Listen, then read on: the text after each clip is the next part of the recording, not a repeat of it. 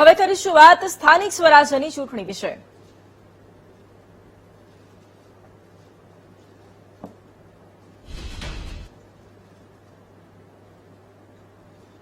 સ્થાનિક સ્વરાજ્યની ચૂંટણીના પ્રચાર વચ્ચે સૌથી મહત્વપૂર્ણ સમાચાર સામે આવ્યા છે। પાસ નેતા દિનેશ બામણિયાની અરજી પર સુપ્રીમ કોર્ટમાં આજે સુનાવણી। બિન અનામત વર્ગને અન્યાય થતા દાવો કરતી અરજી કરવામાં આવી હતી।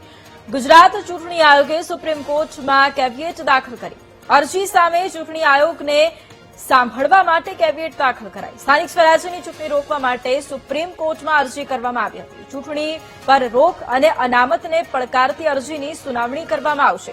27% અનામતની નીતિને સુપ્રીમ કોર્ટમાં પડકારતી અરજી કરાઈ હતી।